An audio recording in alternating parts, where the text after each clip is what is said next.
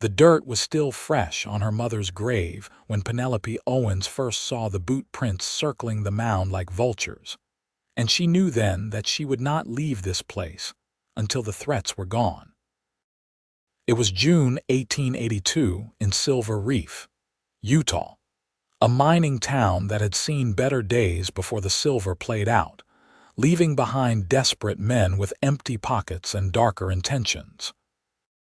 Her mother had been the only thing keeping her tethered to this unforgiving place, and even in death, Penelope would not let anyone desecrate what remained. She had buried her mother 3 days ago with the help of the preacher and 2 miners who had owed her mother a kindness. The grave sat on a small rise just outside town, beneath a twisted juniper tree that provided the only shade for miles. Her mother had loved that tree, had often walked up here during sunset to watch the red rocks glow like embers. Penelope had scraped together enough money for a simple wooden marker with her mother's name carved deep. Margaret Owens, 1834–1882, beloved mother. The trouble started the morning after the burial. Penelope had come to pay her respects at dawn and found the earth disturbed, the marker knocked askew. Her mother had been a seamstress, one of the few respectable women in a town full of saloons and gambling halls. But she had also witnessed something 6 months ago, something involving stolen silver from the last productive mine in the area. 3 men had threatened her before she took ill, warning her to keep silent. Her mother had refused to be intimidated, had gone to the marshal with what she knew. The marshal had done nothing, and now her mother was dead from pneumonia, though Penelope wondered if fear and stress had weakened her enough to let the sickness take hold. Penelope suspected those same men were trying to frighten her now, perhaps worried that her mother had shared what she knew before dying. The truth was more complicated. Her mother had indeed told Penelope about seeing Jack Delaney and his associates loading silver ore onto a wagon in the dead of night, ore that should have been logged and processed through proper channels. But Penelope had no proof, only her mother's words, and in a town where the law looked the other way, words meant nothing. She made a decision that morning as the sun climbed higher, and the heat began to shimmer off the distant rocks. She would camp at the grave, day and night if necessary, until the Vandals either showed themselves or gave up. She was 20 years old, alone in the world now, with nothing but a small rented room above the general store and the wages she earned taking in washing and mending. She had no future here, but she had her pride and her duty to her mother's memory. Penelope gathered what she needed: blankets, a canteen, some hardtack and dried beef, and her father's old Navy Colt revolver that her mother had kept hidden in a drawer. Her father had died in the war 20 years ago, before Penelope was old enough to remember his face. The gun was heavy and unfamiliar in her hands, but she cleaned it and loaded it as her mother had once shown her, just in case. She made her camp beneath the juniper tree, spreading her blankets on the ground beside the grave. The days were scorching, the nights cold enough to see her breath. She spent the hours reading from her mother's Bible, praying and watching the road that led up the rise. Townspeople came by occasionally, offering condolences and worried looks, but no one tried to convince her to leave. They understood grief, even if they thought her vigil was strange. It was on the 4th night of her watch when she heard the horse approaching. The moon was nearly full, casting silver light across the landscape, and she could see the rider clearly as he came up the rise. Her hand went to the pistol beside her, but something about the way he rode, slow and careful, not trying to hide his approach, made her hesitate. The man reined in his horse about 20 feet away and sat there for a moment, silhouette dark against the starlit sky. He was tall in the saddle, wearing a wide-brimmed hat and a long coat despite the lingering warmth of the day. When he spoke, His voice was deep and gentle, not at all threatening. "Evening, miss. I heard someone was camping up here. Wanted to make sure you were all right." Penelope stood, keeping the blanket wrapped around her shoulders, her hand still near the gun though not touching it. "I am perfectly fine, thank you. You can go about your business." The rider dismounted slowly, hands visible and empty. As he came closer, stepping into the moonlight, she could see him more clearly. He was young, perhaps 25 or 26, with a weathered face that spoke of years spent outdoors. His eyes were kind, even in the dim light, and when he removed his hat, she saw dark hair that needed cutting. "Name is Quincy Owens, though folks usually just call me Quinn," he said. "I have been working at the Morrison Ranch south of here, but I heard in town about your mother passing." "I am sorry for your loss." Penelope studied him carefully. The name Owens startled her. "Are you family?" He shook his head. "No relation that I know of, though it is not the most uncommon name.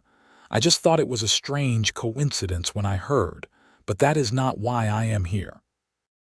He paused, seeming to choose his words carefully. "I also heard that someone has been bothering this grave and that you have been keeping watch. That is a brave thing to do, but it might not be safe.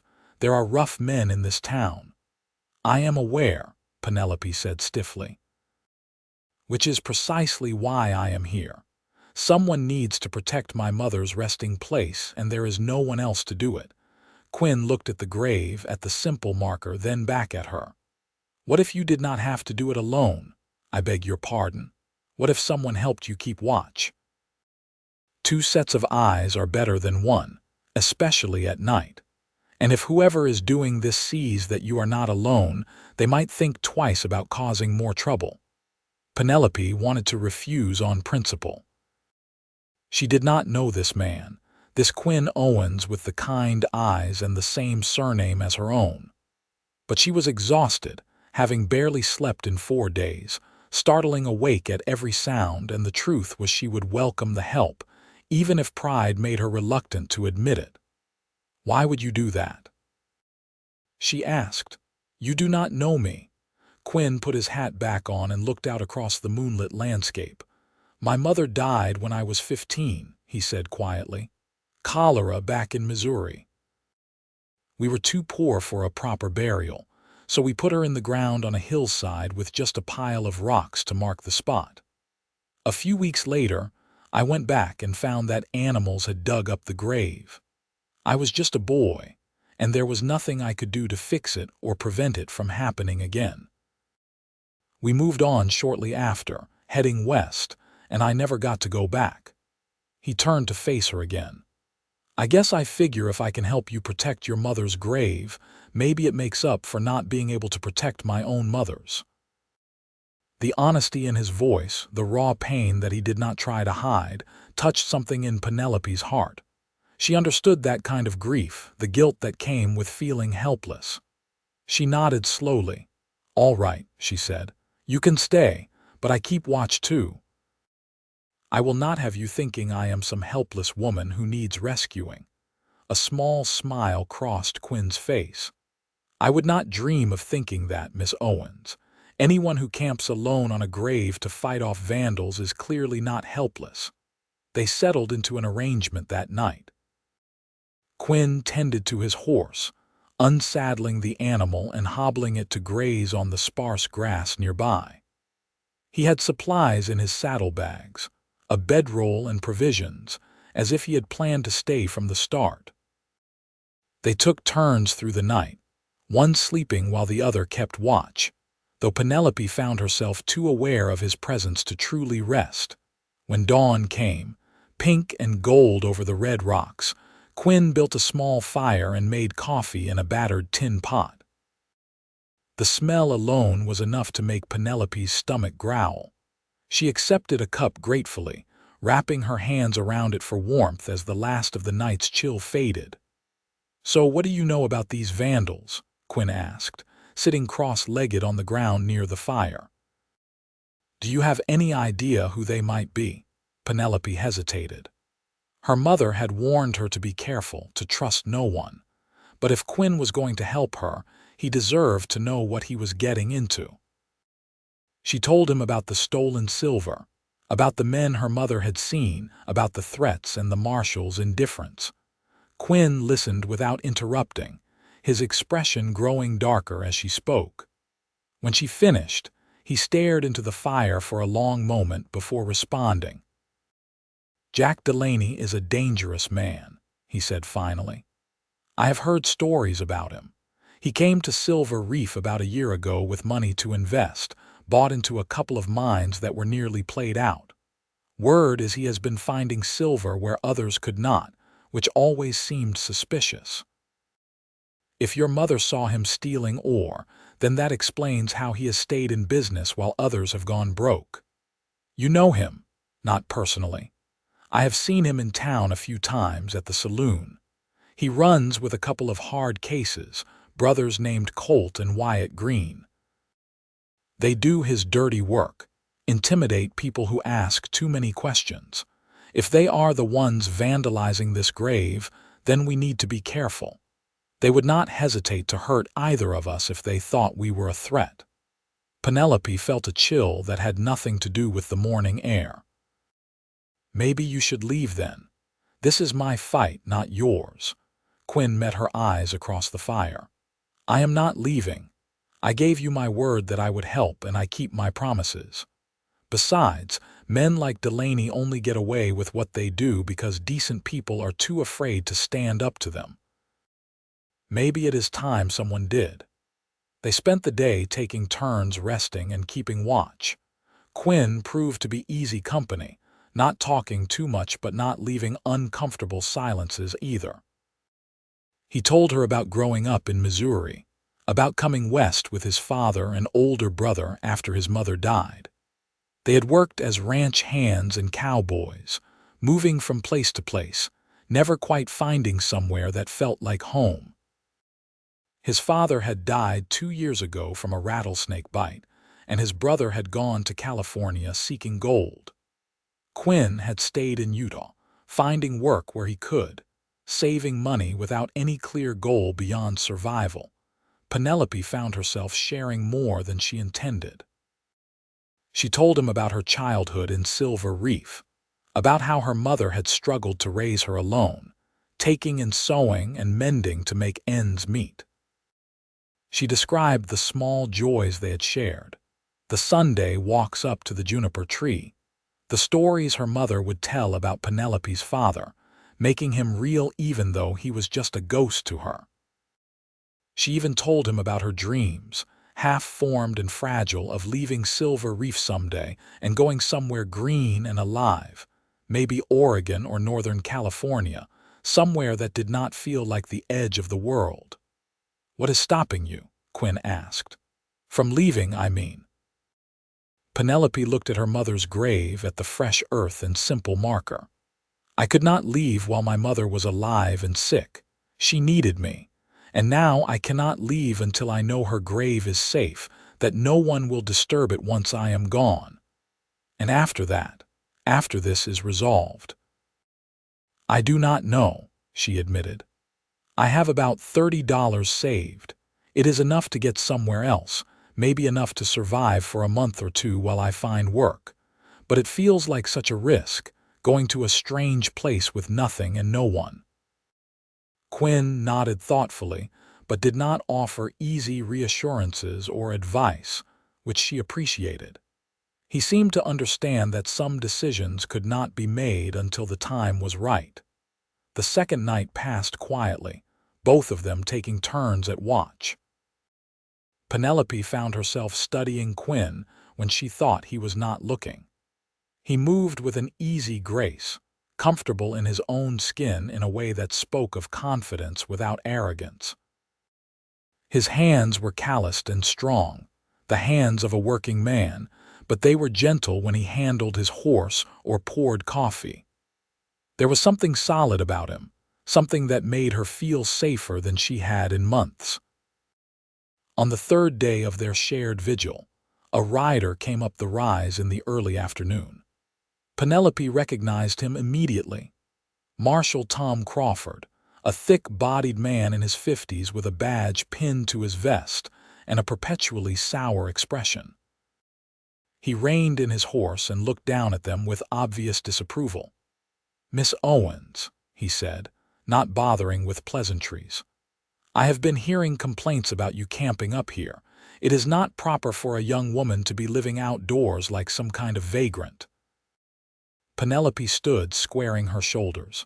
"I am not a vagrant. I am protecting my mother's grave from vandals. If you would do your job and find out who is disturbing it, I would not need to be here." The marshal's face reddened.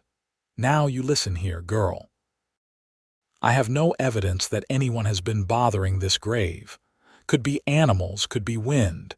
You are making something out of nothing." "There were boot prints," Penelope said firmly. "Human boot prints circling the grave. That was not wind and it was not animals." "Well, even if someone did come up here, it was probably just drunks playing a prank. Nothing worth losing sleep over. You should go back to town, go back to your room and stop causing trouble." Quinn stood as well, positioning himself slightly in front of Penelope. "She has every right to be here, Marshal. This is public land and she is not breaking any laws. If you will not investigate the vandalism, then she is right to protect the grave herself." Crawford's eyes narrowed as he looked Quinn up and down. "And who might you be, boy?" "Quinn Owens. I work at the Morrison Ranch." "Not anymore, you do not. Pete Morrison was in town yesterday, said you quit your job without notice, said you just disappeared." Quinn did not flinch. "I told the foreman I was leaving. If Morrison did not get the message, that is not my fault. And my employment situation has nothing to do with this. Miss Owens needs help and I am providing it. Again, we are not breaking any laws." The marshal's hand moved to rest on the gun at his hip, not drawing it but making his threat clear. "You be careful, son. Strangers who stick their noses into other people's business tend to find trouble in this town. And Miss Owens, you would do well to reconsider this foolishness. Your mother is dead and gone. Sleeping on her grave is not going to bring her back." He rode off before either of them could respond, kicking his horse harder than necessary and sending up a cloud of dust. Penelope watched him go, anger and fear warring in her chest. "He is in Delaney's pocket," she said quietly. "He has to be. Why else would he be so determined to get me to leave?" Quinn's jaw was tight. "You are probably right, which means this situation is more dangerous than I thought. If the marshal is protecting Delaney, then we truly are on our own." "You could still leave," Penelope said, though the words felt hollow. The truth was she did not want him to leave. In just 3 days, she had come to depend on his presence, to value his company and his quiet strength.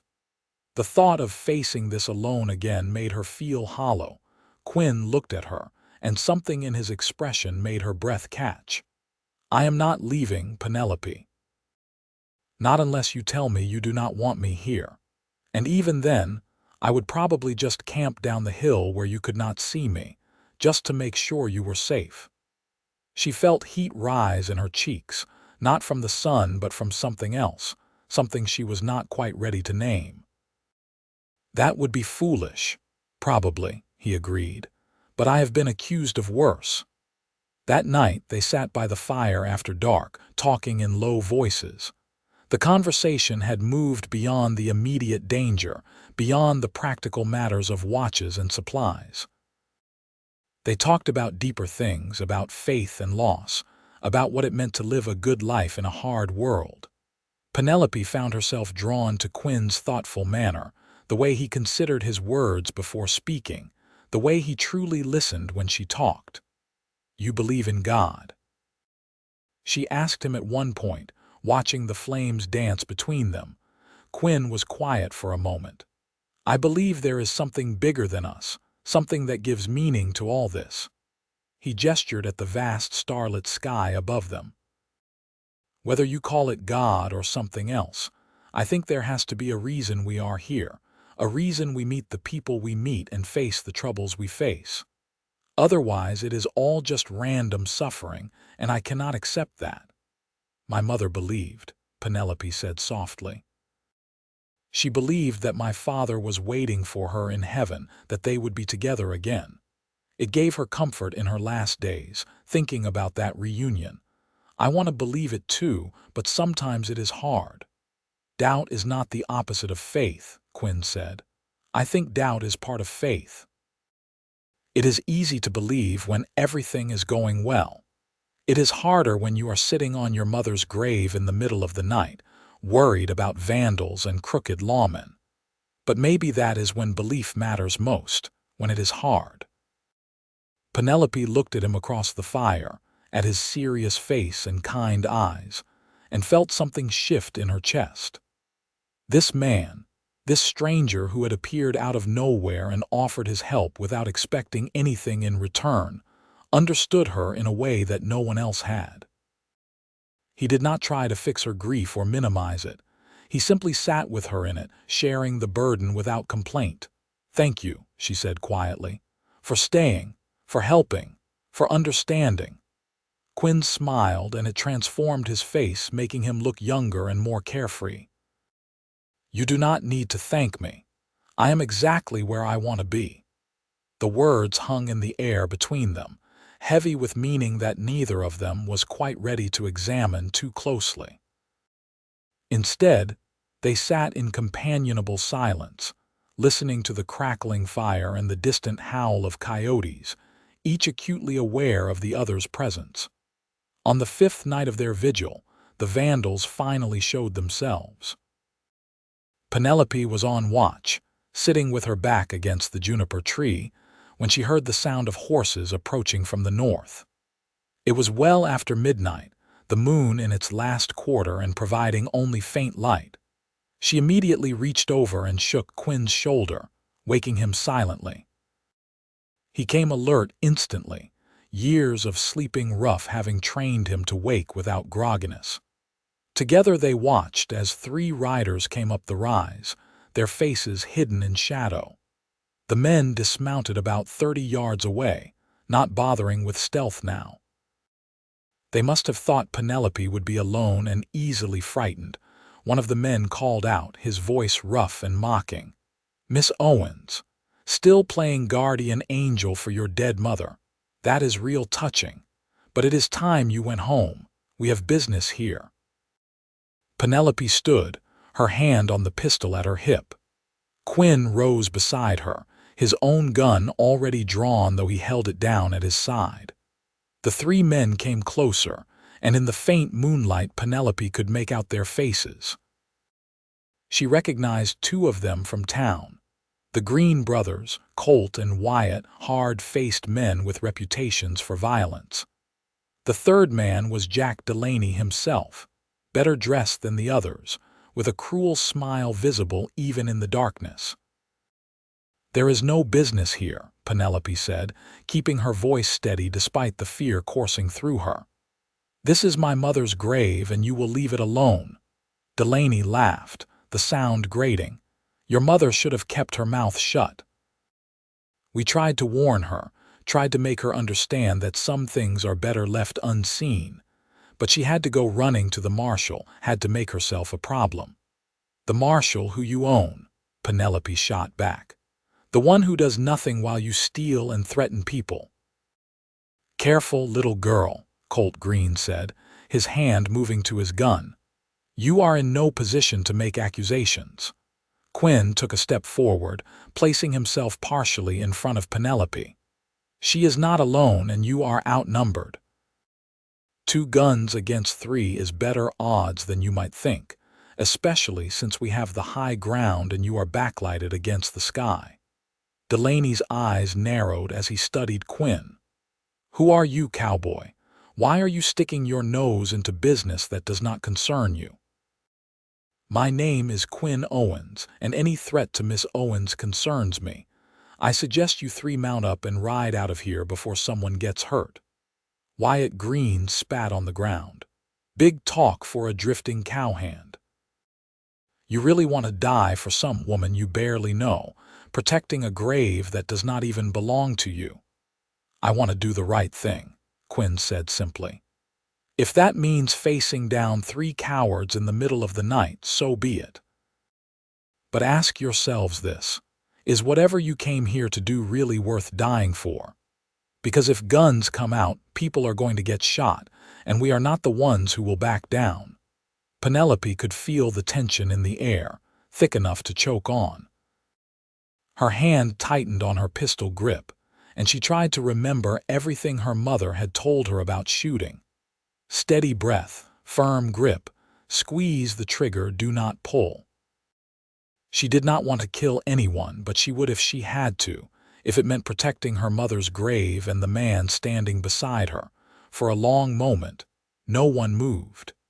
The standoff held, 4 people with guns and 3 without, everyone calculating odds and risks. Then Delaney took a step back, holding up his hands in a gesture of mock surrender. "We are not here for a gunfight," he said smoothly. "We just came to deliver a message. Miss Owens, your mother saw something she should not have seen. We made sure she understood the price of talking, and that price has been paid. But if you follow in her footsteps, if you start making the same accusations she did, there will be consequences. For you and for anyone who helps you." "Is that a threat?" Penelope demanded. "It is a fact," Delaney said coldly. "Your mother is dead. You cannot change that, but you can still have a life if you are smart enough to keep quiet and mind your own business. Think about it." He turned and walked back to his horse, the Green brothers following. They mounted up and rode back down the hill, disappearing into the darkness. Penelope stood frozen, her heart hammering so hard she thought it might burst from her chest. Beside her, Quinn slowly lowered his gun but did not holster it, watching the direction the 3 men had gone. "Are you all right?" he asked quietly. Penelope realized she was shaking. "They killed her," she whispered, "or they had her killed. The way he talked about the price being paid, he all but admitted it." Quinn holstered his gun and turned to face her. "I know, I heard it too. But Penelope, you need to understand something. Men like that, they do not confess unless they think there will be no consequences. They think they are untouchable, that they can say whatever they want because no one will stand up to them." "But we just did," Penelope said, some of her shock fading into anger. "We stood up to them. We did. But that makes us targets now. They know I am here, know they cannot just scare you off. They will come back, and next time they might not be content with threats." Penelope looked at the grave, at the simple wooden marker bearing her mother's name, and felt a surge of fierce determination. "Let them come. I am not leaving, and I am not keeping quiet. My mother deserves justice. Justice and revenge are not the same thing," Quinn said gently. "And getting yourself killed will not bring your mother back. I know that." Penelope turned to face him fully, seeing the concern in his eyes. "But I cannot just walk away. If I do, then they win. Then my mother died for nothing, and these men continue to steal and threaten and maybe kill again. Someone has to stop them." Quinn studied her face in the faint moonlight, and she could see him wrestling with something internally. Finally, he reached out and took her hand, his grip warm and solid. "Then we stop them together," he said, "but we have to be smart about it. We cannot just charge in with guns blazing. We need evidence, proof that they stole that silver and proof that they threatened your mother. We need to build a case strong enough that even a crooked marshal cannot ignore it." "How do we do that?" "I am not sure yet," Quinn admitted. "But we will figure it out. For tonight, we need to stay alert. They might come back, might try something else. Can you keep watch for a few more hours?" Penelope nodded, though exhaustion was beginning to catch up with her. "I can manage." They sat together through the rest of the night, neither sleeping, both watching the darkness for any sign of movement. As dawn began to break, painting the sky in shades of pink and orange, Quinn spoke again.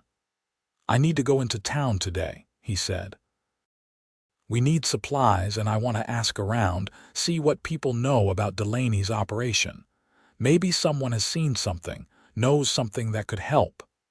"I will go with you," Penelope said immediately. Quinn shook his head. "Someone needs to stay here, keep watch over the grave. If we both leave, they might come back and do whatever they came to do last night. Besides, you are exhausted. You need to rest." Penelope wanted to argue but knew he was right. She was running on empty, her body and mind screaming for real sleep.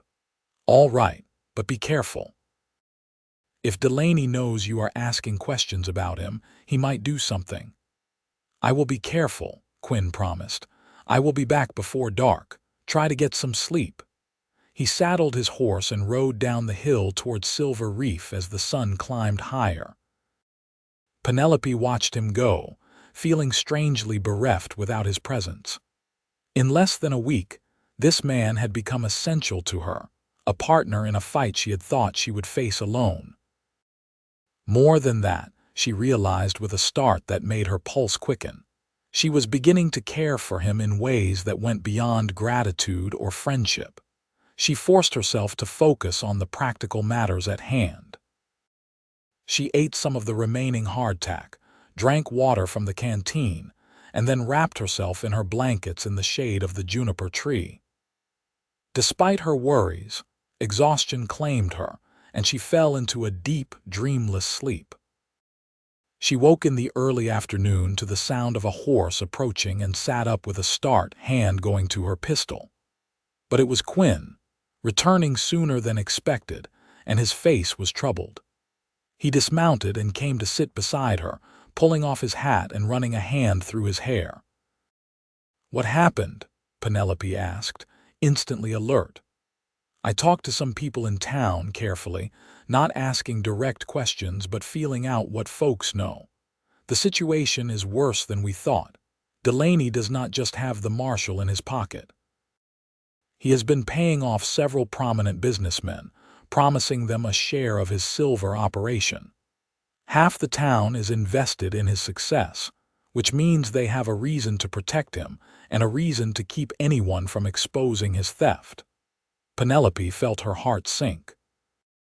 "So even if we had proof, we could not get anyone to act on it, not locally. But there are territorial authorities, judges and marshals who operate outside the town's influence. If we could get solid evidence to them, they might investigate. The problem is getting that evidence and surviving long enough to deliver it. So what do we do?" Quinn was quiet for a moment, clearly thinking through their options. "I have an idea, but it is risky. When I was in town, I heard that Delaney is planning another ore shipment in 3 days. He moves the stolen silver at night, takes it to a buyer in a different town where no one asks questions. If we could follow that shipment, document where it goes and who buys it, that might be enough to prove he is operating outside legal channels. But if we follow the shipment, we leave the grave unprotected," Penelope pointed out. "I know. That is the risk. But think about it, Penelope. They came here last night to frighten you, to make you leave or at least keep quiet. They did not actually damage the grave. Maybe that was never their real intention. Maybe they just wanted to scare your mother when she was alive, and now they want to scare you. If we can prove their crimes, put them in jail, then the grave will be safe permanently. Is not that worth a few days of leaving it unguarded?" Penelope looked at her mother's marker, at the name carved in the wood. What would her mother want? Would she want Penelope to spend her life guarding a grave, or would she want her daughter to seek real justice, to stop these men from hurting anyone else? The answer seemed obvious when she thought of it that way. "You are right," she said. "We need to think bigger than just protecting this grave. We need to stop them for good. So you will help me. We will follow the shipment together." "Yes," Penelope said firmly. "Together." Quinn reached out and squeezed her hand, and the simple gesture sent warmth flooding through her. "We should head back to town then. You need a real bed and a hot meal, and I need to do some planning. We have 3 days to prepare. They packed up their camp, loading everything onto Quinn's horse. Before they left, Penelope knelt beside the grave one more time, placing her hand on the earth. "I will make this right, Mama," she whispered. "I promise." They rode double on Quinn's horse back to Silver Reef, Penelope sitting behind him with her arms wrapped around his waist. The closeness felt natural now, comfortable in a way that surprised her. She could feel the steady rhythm of his breathing, the warmth of his body through his shirt, and found herself resting her cheek against his back as they rode. In town, Quinn insisted on paying for a room for Penelope at the small boarding house run by Mrs. Henderson, a kind widow who asked no questions. He also bought supplies, spending money he probably could not afford, refusing to let Penelope contribute despite her protests. "You can pay me back when this is over," he said with a smile. "Right now, you need to rest and recover. You have been living rough for almost a week." That evening, after Penelope had bathed and changed into one of her simple dresses, Quinn took her to dinner at the town's only decent restaurant. It was a small gesture, but it felt significant, like a line being crossed from partnership into something else. They sat across from each other at a corner table, speaking in low voices about their plans while pretending to anyone watching that they were just having a casual meal. "The shipment leaves from the old Henderson mine at midnight," Quinn said quietly. "I confirmed it with one of the workers who is not happy about the operation but too scared to speak up officially. They load the ore onto a wagon and take it south to a town called Piach, Nevada, about 40 miles from here. There is a buyer there who does not ask questions and pays in cash. So we follow the wagon to Piach, document the sale, and then take that information to the territorial marshal. That is the plan, but we have to be careful. Delaney will likely have guards with the wagon, probably the Green brothers. If they spot us following, things could get violent." Penelope took a sip of her water, considering, what if we did not follow them? What if we went to Piach ahead of them, watched them arrive and make the sale, and then went straight to the authorities from there? We would not risk being seen on the road, and we would be in a different town, away from Delaney's influence. Quinn's eyes lit up. "That is brilliant. We could leave tomorrow, take our time getting to Piach, find a place to observe without being seen. Then we watch them make the transaction, note every detail, and go directly to the law." He paused, his expression growing serious. "But it means being away from here for at least a week, maybe more." "Are you comfortable with that?" "My mother is dead," Penelope said quietly. "Nothing I do can change that. But if I can stop the men who killed her from hurting anyone else, then yes, I am comfortable with that. Besides, I trust you." The words hung between them, heavy with meaning. Quinn reached across the table and took her hand, his thumb brushing across her knuckles in a gentle caress. "I will keep you safe," he said. "I give you my word." "I know you will," Penelope replied, and she meant it. Somewhere in the past week, her trust in this man had grown from tentative acceptance to absolute certainty. She would follow him into danger, knowing he would do everything in his power to protect her. They spent the next day preparing for the journey. Quinn traded his horse for 2 better mounts and enough supplies for a week on the trail. Penelope packed light, bringing only essentials and her father's pistol. Mrs. Henderson, bless her, asked no questions, simply wished Penelope well and told her she always had a room if she needed it. They left Silver Reef in the early hours of the morning before most of the town was awake. The ride south was beautiful in its stark way, red rocks and endless sky, the sun beating down without mercy.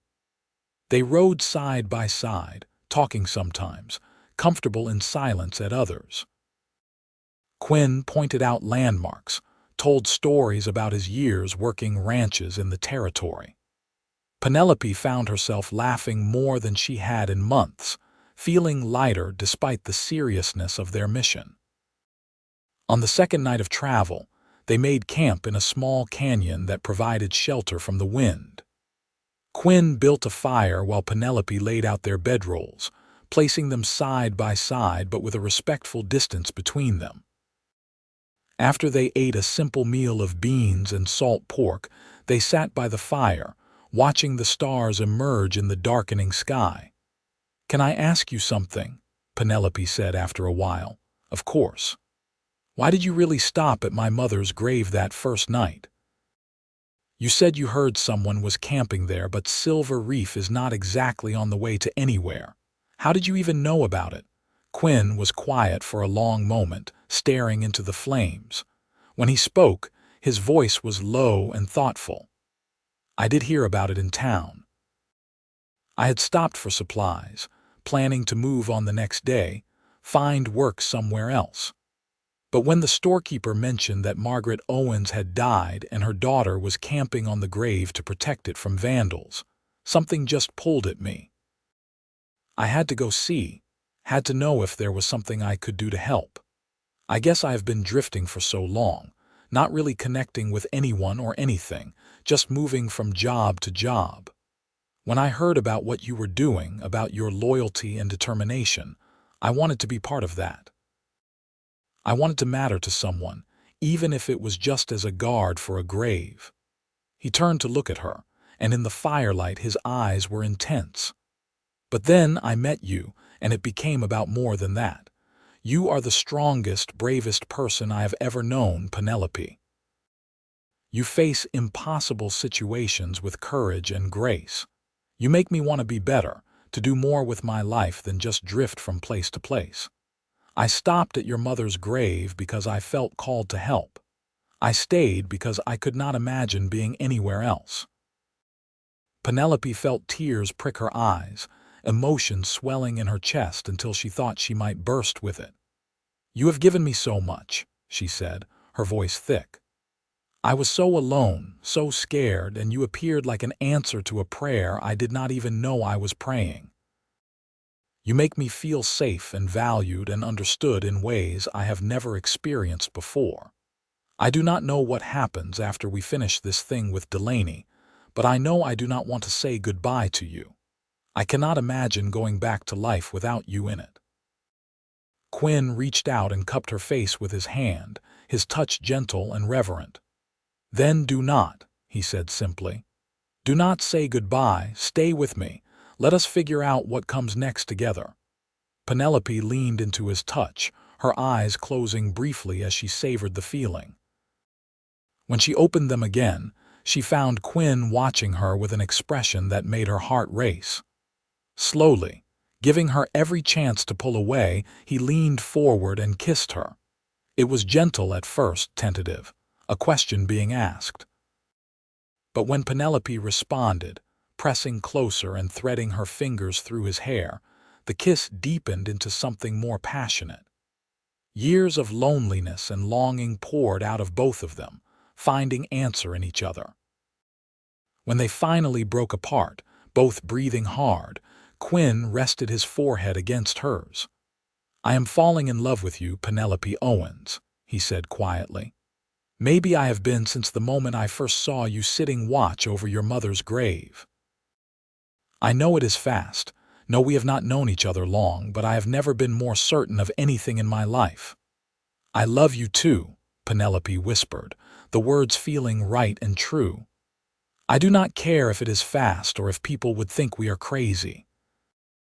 I know what I feel, and I know it is real." They kissed again, and this time there was no hesitation, no holding back. They moved together like they had been made for each other, like all the pain and loneliness of their pasts had been leading them to this moment. That night they did not sleep apart. They lay together in Quinn's bedroll, wrapped in each other's arms, talking quietly and sharing kisses until exhaustion finally claimed them both. Over the next 2 days, as they continued south toward Piach, their relationship deepened. They talked about everything and nothing, learning each other's histories and dreams, hopes and fears. Quinn told her about the ranch he hoped to own someday, a place with good water and grass where he could raise horses and cattle. Penelope told him about her desire to see the ocean, to experience places beyond the harsh desert landscape she had always known. They made plans together, tentative at first but growing bolder, imagining a future that included both of them. They reached Piach on the afternoon of the third day. It was a rough mining town, bigger than Silver Reef but no less desperate, filled with the same mix of honest workers and dangerous men. They found a small hotel on the edge of town and took a room, again choosing to stay together, no longer concerned with appearances or propriety. What mattered was that they were together, that they faced whatever came next as a unit. That evening, they scouted the likely locations where Delaney's wagon would arrive. Quinn talked to a few locals, carefully gathering information about buyers of raw silver ore. He identified a likely candidate, a man named Frederick Shaw, who ran a smelting operation on the north side of town, and had a reputation for not asking too many questions about the provenance of the ore he bought. They found a spot across from Shaw's operation, an abandoned building with a second-floor window that provided a clear view of the yard where transactions took place. They settled in to wait, Quinn bringing food and water, along with paper and pencil so Penelope could document everything they witnessed. The wagon arrived just after midnight, right on schedule. Penelope and Quinn watched from their hidden vantage point as Jack Delaney himself climbed down from the driver's seat, accompanied by both Green brothers. They unloaded several crates of ore, and Shaw came out to inspect the goods. Even from a distance, Penelope could see money changing hands, a significant amount from the size of the stack Shaw counted out. Penelope wrote down every detail she could observe: the time, the participants, the approximate amount of ore, the money exchanged. Quinn watched for any sign that they had been spotted, but the transaction went smoothly, and within an hour, Delaney and his men were gone, heading back north towards Silver Reef. "We did it," Penelope whispered, clutching the paper with her notes. "We have evidence." "Now we need to get it to someone who will act on it," Quinn said. "The territorial marshal has an office here in Piach. We will go first thing in the morning." They returned to their hotel room, both too keyed up to sleep despite the late hour. They sat on the bed together, going over Penelope's notes, making sure everything was clear and detailed. At some point, the conversation shifted from business to personal, and they found themselves kissing again, urgency and passion building between them. They made love that night, a joining that felt inevitable and right, sealing the bond between them in the most intimate way possible. In the morning, they dressed carefully, wanting to present themselves as respectable and credible. They went to the marshal's office and asked to speak with Marshal Henry Wade, the territorial officer assigned to the region. Wade was a serious man in his 40s with sharp eyes and a reputation for honesty. He listened to their story without interrupting, read Penelope's notes carefully, and asked pointed questions about Delaney's operation. "This is good information," he said finally, "but it is not quite enough for an arrest. What you have documented is a silver sale, which is not illegal in itself. To prove theft, I would need to tie that ore specifically to the mine it was stolen from, which means I need access to the original mine records and testimony from workers who witnessed the theft." "But Delaney has the mine owner and half the town in his pocket," Penelope protested. "No one will testify against him." Wade leaned back in his chair, considering. "That may be true in Silver Reef, but if I go in with territorial authority backed by this evidence, I can compel people to talk. I can also bring in auditors to examine the mine's books, see if there are discrepancies between what was extracted and what was officially sold. It will take time, maybe a few weeks, but I can build a case. The question is, are you too willing to testify when the time comes? You will be putting yourselves at risk. Quinn and Penelope looked at each other, communicating without words. Then they both turned back to the marshal and nodded. "We will testify," Quinn said. "Whatever it takes to bring these men to justice." Wade smiled for the first time. "Good. Then here is what we are going to do. I want you both to leave town. Go somewhere Delaney cannot find you while I investigate. I will send word when I am ready to make arrests and need your testimony. In the meantime, stay safe and stay hidden." "Where should we go?" Penelope asked. Wade thought for a moment. "There is a small settlement called Pine Valley about 60 miles west of here. It is quiet, peaceful, not the kind of place Delaney would think to look. I know the sheriff there, good man named Anderson. I will send him a telegram. Let him know you are coming and to keep an eye out for you. You can wait there until I send word." It felt strange to be running away, to be hiding when they had just been so brave. But Quinn and Penelope both understood the logic. If Delaney found out they had gone to the law, he would not hesitate to silence them permanently. Their testimony was crucial, which meant they needed to stay alive long enough to give it. They left Piotch that afternoon, heading west toward Pine Valley. The journey took them through changing landscape, leaving behind the red rocks and harsh desert for foothills covered in sage and juniper, and eventually into higher elevation where pine trees grew thick and streams ran clear. It was beautiful, green and alive in a way that made Penelope's heart ache with something like hope. Pine Valley was as advertised, a small settlement with perhaps 50 residents, farmers and ranchers who had found good land and decided to make it home. Sheriff Anderson was a friendly man in his 50s who welcomed them warmly after receiving Marshal Wade's telegram. He set them up in a small cabin on the edge of town, a place that had belonged to a prospector who had moved on months ago. "You are welcome to stay as long as you need," Anderson told them. "Folks here mind their own business, so you should not have any trouble. If you need anything, you just let me know." For the first time in weeks, Penelope felt like she could breathe. The cabin was simple but clean, with a real bed and a stove and windows that looked out on pine-covered hills. Quinn brought in wood and started a fire while Penelope explored the space, marveling at the luxury of 4 walls and a roof after so many nights sleeping rough. That evening, as they sat together watching the sunset through the window, Penelope leaned against Quinn and sighed contentedly.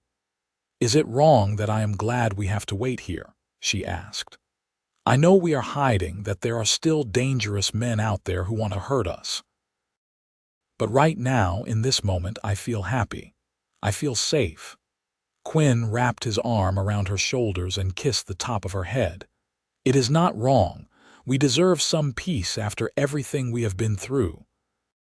And besides, this gives us time to figure out what we want to do next, once this business with Delaney is settled." "I know what I want," Penelope said quietly. "I want to be with you. I want to build a life with you, wherever that might be. I want to wake up every morning knowing you are beside me and go to sleep every night in your arms. Everything else is just details." Quinn turned her to face him, his eyes serious and full of emotion. "Marry me, Penelope. I know we have not known each other long, know that most people would say we are rushing, but I have never been more certain of anything. I love you and I want to spend the rest of my life with you. Marry me." Penelope felt tears spill down her cheeks, but they were tears of joy. "Yes," she said, laughing and crying at the same time. "Yes, I will marry you. I love you so much, Quinn." They kissed, sealing their promise, and for the first time in her life, Penelope felt truly whole. She had lost so much: her father to war, her mother to sickness and evil men, her home to circumstances beyond her control. But she had found something precious beyond measure, a partner and companion, a love that felt destined and true. The next day, they spoke with Sheriff Anderson about getting married. He directed them to the local preacher, a kind man named Reverend Thomas, who agreed to perform the ceremony without delay. They had no rings, no fancy clothes, no guests beyond Sheriff Anderson and his wife serving as witnesses.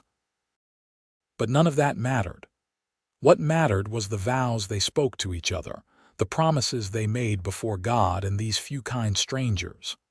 I, Quinn Owens, take you, Penelope Owens, to be my lawfully wedded wife, Quinn said, his voice steady and sure, his hands holding hers tightly. I promise to love you, honor you, and protect you all the days of my life. I promise to be your partner in all things, to support your dreams and share your burdens. I promise to be faithful and true, from this day forward, for better or worse, for richer or poorer, in sickness and in health, until death parts us. Penelope repeated her own vows, her voice trembling with emotion but no less certain. I, Penelope Owens, take you, Quinn Owens, to be my lawfully wedded husband.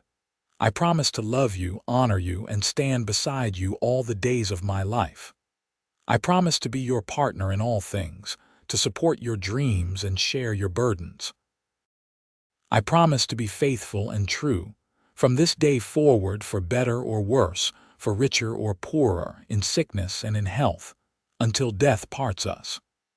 When the preacher pronounced them husband and wife, Quinn kissed her with such tenderness that Penelope thought her heart might burst from happiness. They were married, bound together legally and spiritually, committed to a future they would build together. Sheriff Anderson and his wife threw together a small celebration dinner, insisting that newlyweds deserved at least some festivity. It was simple but heartfelt, the kind of genuine kindness that reminded Penelope there were good people in the world, people who helped strangers and celebrated love wherever they found it. That night in their small cabin, Quinn and Penelope truly began their married life. They made love slowly, reverently, celebrating the commitment they had made to each other. Afterward, they lay tangled together, talking quietly about their hopes and plans. When this business with Delaney is settled, I want to buy land, Quinn said. Somewhere like this, with water and trees and good grass. I want to raise horses, build a ranch where we can make a real home. Would you like that? I would love that, Penelope said, tracing patterns on his chest with her fingertips. I want a garden and chickens and maybe a milk cow. I want to watch our children grow up with space to run and play. I want to build something lasting, something that is ours. Children, Quinn said softly, a note of wonder in his voice. I had not even let myself think that far ahead, but yes, I want that with you, Penelope. I want everything with you. They fell asleep in each other's arms, more content than either had ever been. The next weeks passed in a kind of peaceful idyll. They settled into life in Pine Valley, Quinn finding odd jobs around town to earn a little money while Penelope took in sewing and mending. The locals accepted them without question, happy to have another young couple contributing to the community. They made friends, attended church on Sundays, helped neighbors with harvests and barn raisings. It was the kind of life Penelope had always dreamed of, simple and good, built on hard work and mutual support. She could easily imagine staying here forever, putting down roots and watching her children grow. But they both knew this peace was temporary. They were waiting for word from Marshal Wade, waiting to hear that Delaney had been arrested and they could safely return to testify. Every time a rider came into town, they tensed, wondering if this was the message they had been expecting. 6 weeks after their arrival in Pine Valley, Sheriff Anderson came to their cabin with a telegram. Marshal Wade had completed his investigation and gathered enough evidence to move forward. He had arrested Jack Delaney and the Green brothers on charges of theft, fraud, and intimidation. The trial was scheduled for 3 weeks from now, and Quinn and Penelope were needed to testify. "He says you will be under protection the entire time," Anderson explained, reading from the telegram. "He will send deputies to escort you to the territorial courthouse and ensure your safety throughout the proceedings. Once you testify and the trial is concluded, you will be free to go wherever you wish." Quinn and Penelope looked at each other, a mixture of relief and apprehension passing between them. This was what they had been working toward, the justice they had sought. But it also meant facing dangerous men again, reliving painful memories, and putting themselves at risk one more time. "We will do it," Quinn said, taking Penelope's hand. "We have come this far, we need to finish it." The next 3 weeks felt both too long and too short. They savored their remaining time in Pine Valley, knowing they would likely not return once the trial was over. They had talked about where to go next, eventually deciding on an area in southern Idaho they had heard about, good ranch country with available land and a growing community. They made plans to head there after the trial, to start their new life together in earnest. The day before the deputies were due to arrive, Penelope and Quinn took a long walk into the hills above Pine Valley. They found a quiet spot beneath a tall pine tree and sat together, looking out over the valley they had come to love. "Are you scared?" Penelope asked quietly. "A little," Quinn admitted. "Not of testifying, not of facing Delaney. I am scared of something happening to you, of these men finding some way to hurt you even from jail. I could not bear it if anything happened to you, Penelope." She squeezed his hand. "Nothing is going to happen to me. We will testify, the jury will convict them, and it will be over. And then we get to start our real life, the one we have been planning.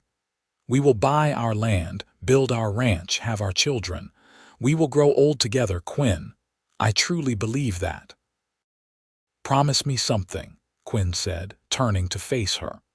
"Promise me that if anything does go wrong, if there is any danger during the trial, you will run. You will save yourself and not worry about me." Penelope shook her head firmly. "I will not promise that. We are in this together, remember. For better or worse, I am not leaving you, not for anything." Quinn pulled her close, holding her tight. "I love you so much. You are the best thing that has ever happened to me, Penelope Owens." "I love you too," she whispered against his chest. "More than I ever thought possible." The next day, 2 territorial deputies arrived in Pine Valley to escort them to the courthouse. The journey took 3 days, with the deputies maintaining constant vigilance. They reached the territorial seat, a larger town called Beaver, without incident. Marshal Wade met them personally, shaking both their hands and thanking them for their bravery. "The case is solid," he told them. "Between your testimony, the physical evidence we gathered, and several workers from the mine who finally agreed to talk, we have Delaney dead to rights. His lawyers are already trying to work out a plea deal, but I am pushing for maximum sentences. These men need to understand there are consequences for their actions." The trial lasted 4 days.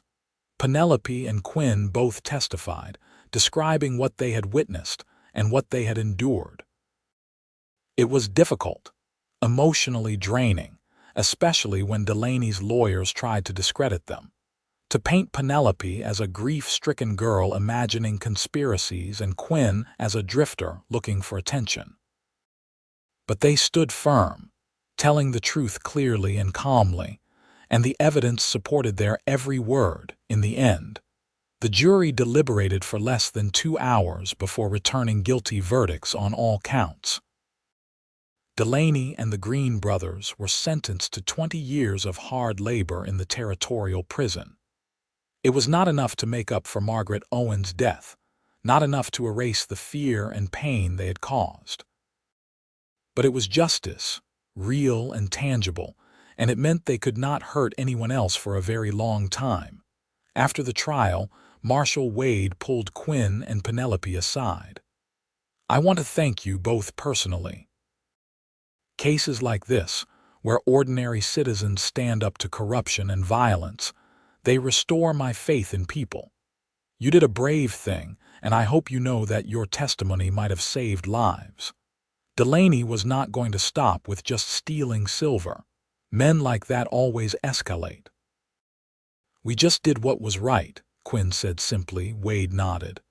Well, for what it is worth, you have my respect. Now I understand you are planning to leave Utah, head up to Idaho? That is the plan, Penelope confirmed. We want to buy land, start a ranch. Wade pulled an envelope from his jacket and handed it to Quinn. There was a reward posted for information leading to Delaney's arrest. It was not widely advertised because we did not want to attract bounty hunters, but it was official. $500. That is yours. Quinn stared at the envelope, stunned. $500 was more money than he had ever had at one time, enough to buy land and stock and have money left over to build a house. I cannot accept this. We did not do it for money. I know you did not, which is exactly why you should have it. You earned it, and more importantly, you need it. Take it, start your new life, and know that you made a difference. Quinn looked at Penelope, who nodded, tears in her eyes. He took the envelope, shaking Wade's hand firmly. Thank you, Marshal, for everything. They left Beaver the next day, turning their horses north toward Idaho and the future they had planned. The journey took 2 weeks, and every mile felt like they were leaving the past behind, moving toward something new and hopeful. They talked about their ranch, what they would name it, how they would build it up over the years. They talked about children, how many they wanted, what they would teach them. They talked about growing old together, about the life they would share. They found their land in a valley in southern Idaho, near the small town of Oakley. It was everything they had hoped for. A creek running through it, good grass, stands of cottonwood and willow, and views of distant mountains. They bought 200 acres outright with part of their reward money, then used the rest to buy lumber, tools, and a small herd of horses to start their breeding program. They built their house themselves with help from neighboring ranchers, raising a simple but solid structure with 3 bedrooms, a large kitchen, and a front porch that faced west to catch the sunsets. Penelope planted her garden, Quinn built a barn and corrals, and slowly, day by day, they turned their dream into reality. The first year was hard, full of back-breaking work and setbacks, but it was also filled with joy and small victories. Their first successful horse sale, the first vegetables from Penelope's garden, the first winter survived in their own home, and through it all, their love grew deeper, rooted in shared labor and mutual support. In the spring of their second year on the ranch, Penelope discovered she was pregnant. Quinn was overjoyed, tender and attentive, fussing over her health and comfort. That fall, she gave birth to a healthy baby boy they named Samuel, after Quinn's father. Holding their son for the first time, seeing Quinn's expression of wonder and love, Penelope felt a completion she had never imagined possible. 2 years later, they had a daughter they named Margaret, after Penelope's mother. And 2 years after that, another son, Thomas. Their house filled with the sounds of children laughing and playing, with the chaos and joy of family life. Quinn proved to be a wonderful father, patient and kind, teaching his children to ride and work alongside him on the ranch. Penelope taught them reading and arithmetic, passed on her mother's stories, and made sure they understood the value of justice and standing up for what was right.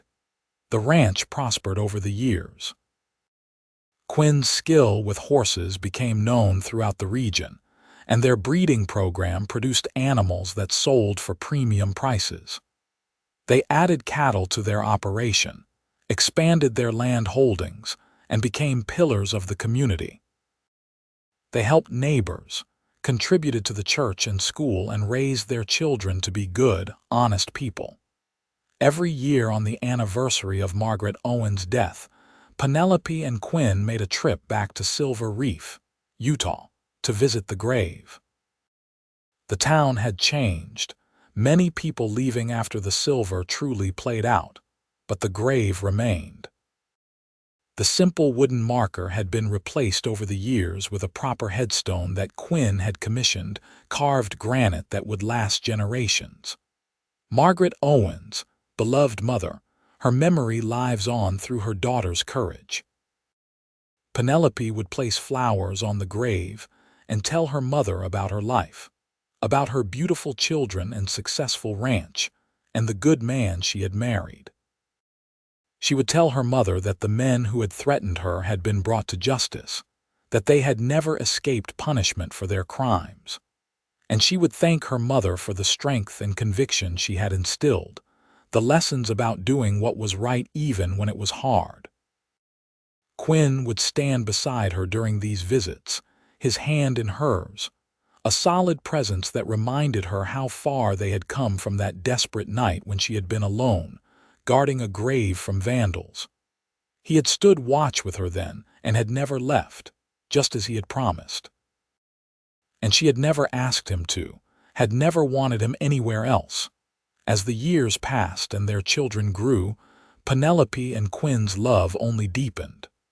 They worked side by side every day, building something lasting and true.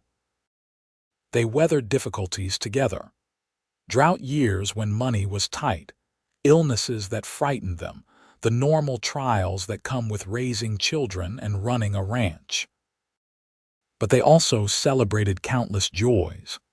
Their children's weddings, the arrival of grandchildren, the expansion of the ranch into one of the most respected operations in southern Idaho. On their 25th wedding anniversary, their children threw them a party on the ranch, inviting friends and neighbors from miles around. There was music and dancing, food and laughter, the kind of celebration that comes from genuine affection and community. As the sun set that evening, Quinn took Penelope's hand and led her away from the party, up a small rise behind their house. They stood together looking out over the land they had built, the life they had created. Their children were down below, dancing with their spouses and children, the next generation already taking shape. The ranch spread out before them, healthy and thriving, a testament to years of hard work and careful stewardship. "You remember that night I first came to your mother's grave?" Quinn asked, his arm around Penelope's waist. "Do you remember how lost and alone you looked sitting there in the moonlight?" "I remember," Penelope said softly. "I remember thinking you were either an angel or another threat and not being sure which scared me more." Quinn laughed. "And now here we are, 25 years later, with 3 children, 7 grandchildren, and a ranch that people come from across the territory to visit. Did you ever imagine it would turn out like this?" Penelope leaned against him, feeling the solid warmth of his body, the steady beat of his heart. "No," she admitted. "That night at the grave, I could not see past the next day, could not imagine any future at all. But you gave me hope, Quinn. You gave me a reason to believe that life could be good again, that love and justice and hard work could build something beautiful. You gave me everything." "You gave me just as much," Quinn said, turning to face her, his eyes shining with emotion. "You gave me a home, a family, a purpose. You made me want to be better, to do more, to build something lasting. I was just drifting before I met you, no direction, no real hope. You changed everything." They kissed, a gentle press of lips that held 25 years of love and partnership, of shared joys and weathered sorrows. When they pulled apart, they stood together watching the last light fade from the sky, content in the silence and in each other's presence. Their children found them there eventually, Samuel calling them back to the party for toasts and cake. They went down the hill hand in hand, ready to celebrate with the family and friends they had gathered around them, the community they had built through years of kindness and hard work. The party went late into the night, filled with stories and laughter. People told tales about Quinn and Penelope, about their early days in Oakley, about the many ways they had helped their neighbors and enriched their community. Their children gave speeches about growing up on the ranch, about the lessons their parents had taught them through example. And through it all, Quinn and Penelope sat together, their hands intertwined, their faces showing the contentment that comes from a life well lived. As the night finally wound down and guests began to depart, their daughter Margaret approached with a thoughtful expression. "Mother, I was thinking about something. You have told us the story of how you and Father met, about grandmother's grave and the men who vandalized it, but you have never taken us there. Would you? Would you take us to Silver Reef so we could see where it all started?" Penelope looked at Quinn, a question in her eyes. He squeezed her hand and nodded. "Yes," Penelope said. "I think that would be good. Your grandmother deserves to know her grandchildren, and you should see where your father and I found each other." And so, that summer, the whole family made the journey south to Silver Reef. The town was smaller than Penelope remembered, more weathered, with many buildings abandoned now that the silver was truly gone. But the grave on the rise beneath the juniper tree remained, the headstone Quinn had placed there still standing proud. Penelope introduced her children and grandchildren to their grandmother, telling stories about Margaret Owens, about her kindness and courage, about the injustice she had witnessed, and the price she had paid for speaking truth. She told them about camping on this very spot, about feeling alone and frightened, about the Vandals who had tried to scare her away. And then she told them about the night a cowboy rode up the hill, a stranger with kind eyes and the same last name, who offered to help guard the grave. She told them how he had stayed, how he had stood watch with her through dangerous nights and difficult days, how he had never left even when things got hard. Their grandson William, Samuel's oldest boy at 16, looked between Quinn and Penelope with shining eyes. "So grandfather saved you, grandmother?" Penelope smiled and shook her head. "No, darling, we saved each other. I gave your grandfather a purpose and a home, and he gave me hope and protection.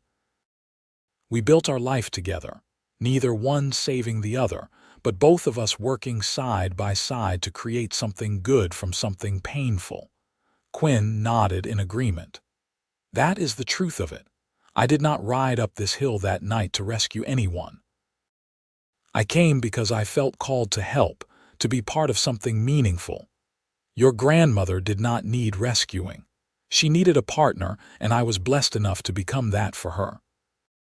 They spent the afternoon at the grave, sharing a meal beneath the juniper tree, telling stories and making sure the next generation understood where they had come from. Before they left, they cleaned around the grave, placed fresh flowers, and each of the grandchildren took a moment to say a quiet thank you to the great-grandmother they had never met, whose courage and sacrifice had set so many things in motion. As they rode away from Silver Reef, heading back to their ranch in Idaho, Penelope looked back one last time at the rise and the juniper tree. She thought about the frightened, grieving girl she had been, camping on that grave with only her father's pistol and her determination to protect what was left. And she thought about how far she had come, how much she had gained. Life had not been easy, but it had been good. She had known love in its fullest sense, had built a family and a legacy, had seen justice served and wrongs righted. All of it had started on that rise, with a grave that needed guarding and a cowboy who had been willing to stand watch beside her. "What are you thinking about?" Quinn asked, riding close beside her as he always did. "I was thinking about how grateful I am," Penelope said simply. "For all of it. For you, for our children, for the life we have built, even for the hard parts because they brought us together and made us who we are." Quinn reached over and took her hand, holding it as they rode. "I am grateful too. Every single day, I thank God that I heard about a girl camping on her mother's grave. I thank Him that I had the courage to ride up that hill and offer my help, because that night changed everything. It gave me you, and you gave me the world." They rode on together toward home, surrounded by their family, heading back to the ranch they had built with their own hands and hearts. The sun was setting behind them, painting the sky in brilliant shades of orange and gold, and ahead lay the mountains of home, familiar and welcoming. Years continued to pass, each one bringing new joys and new challenges. Quinn and Penelope remained active on the ranch well into their later years, unable to fully retire because they loved the work and the land too much. They watched their children take over more and more of the operation, bringing their own ideas and energy, while still respecting the foundation their parents had built. Their grandchildren grew up strong and capable, learning the values of hard work, justice, and love that Quinn and Penelope exemplified every day. Some stayed on the ranch, expanding the operation into the next generation. Others went off to pursue different dreams, but they all carried with them the lessons they had learned, the understanding that courage and conviction could change the world. Penelope and Quinn celebrated their 50th wedding anniversary surrounded by more than 60 family members, an enormous gathering that required setting up tents on the ranch to house everyone. It was a joyous occasion, full of stories and laughter, music and dancing. Their children gave speeches about their parents' love and partnership. Their grandchildren performed skits about their favorite memories. And through it all, Penelope and Quinn sat together, holding hands, their faces showing the deep contentment that comes from a lifetime of love and shared purpose. That night, after everyone had gone to bed, Penelope and Quinn sat together on the porch of their house, looking out at the stars just as they had done thousands of times before. They were in their 70s now, their bodies showing the wear of decades of ranch work, but their spirits remained strong, their love undimmed. 50 years, Penelope said softly. Can you believe it has been 50 years since we stood in that little church in Pine Valley and made our vows? Quinn brought her hand to his lips and kissed it gently. Best decision I ever made. I would do it all again, every moment, every struggle, every joy. You are my heart, Penelope. You always have been. And you are mine, she replied. When I was sitting on my mother's grave that night, so alone and frightened, I never dreamed that life could be this full, this rich. You gave me that, Quinn. You stood watch with me when I needed it most, and you never left. You kept every promise you ever made to me. I always will, Quinn said firmly. Until my last breath, I will be beside you, Penelope. That is my vow, and I will never break it. They sat in comfortable silence after that, no more words needed. The stars wheeled overhead, the night air was cool and sweet, and somewhere in the distance a coyote called to its mate. It was peaceful, the kind of peace that comes from a life well lived and a love deeply shared. Quinn and Penelope lived several more good years, watching their family continue to grow and thrive. They saw great-grandchildren born, saw their ranch become one of the most respected operations in Idaho, saw the values they had instilled spread through generations. They faced the inevitable health challenges of aging together, supporting each other through each difficulty with the same partnership that had defined their entire marriage. Quinn passed first, at the age of 78, dying peacefully in his sleep with Penelope beside him. His last words were a whisper of her name and a declaration of love, and he went into death with a smile on his face, content in the knowledge that he had lived exactly the life he wanted. The funeral was enormous, with people coming from across the state to pay respects to a man who had been known for his integrity, his skill with horses, and his absolute devotion to his wife and family. Penelope mourned deeply, but without bitterness. She had been blessed with 56 years of marriage to the best man she had ever known, and she was grateful for every moment. She continued to live on the ranch, surrounded by her children and grandchildren, still contributing where she could, still telling stories about the early days and the long journey that had brought them all here. She lived 2 more years after Quinn's death, her health slowly declining but her spirit remaining strong. On a warm summer evening, surrounded by her family, Penelope Owens passed peacefully in the house she and Quinn had built together. Her last words were about Quinn, about seeing him again soon, and about the grave where they had first met. She went into death with the same courage she had shown all her life, ready to be reunited with the man who had stood watch beside her and never left. The family buried her next to Quinn on the rise behind the ranch house, the spot they had chosen together years ago.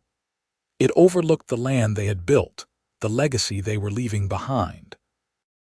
And in a gesture that honored where their love had begun, their children commissioned twin headstones connected at the center, with an inscription that told their story. Quinn Owens, 1857–1935, and Penelope Owens, 1862. 1937, he stood watch with her and never left. She gave him a home and a heart. Together they built a legacy of love, justice, and devotion. Beloved parents, grandparents, and great-grandparents, forever united. Beneath that, in smaller letters, another line. In memory of Margaret Owens, whose courage inspired them both. Their children maintained both graves, Quinn and Penelope's in Idaho and Margaret's in Utah, making sure fresh flowers were placed regularly, that the stones were cleaned and cared for, that the stories were passed down through generations. The ranch continued to prosper under their stewardship, and the Owens name became synonymous with integrity and quality throughout the region. And sometimes, on quiet evenings when the work was done and the sun was setting, the family would gather on that rise, sharing a meal near the graves just as they had done years ago in Silver Reef. They would tell the story of the girl who had guarded her mother's grave from vandals, and the cowboy who had stood watch with her and never left, and how their love had built something lasting and beautiful that would endure for generations to come. It was a story of courage and partnership, of justice sought and love found, of 2 people who had faced darkness together and built a life filled with light. It was a story worth telling, worth remembering, worth passing on to children and grandchildren so they would understand that love, real love, was not about grand gestures or easy moments.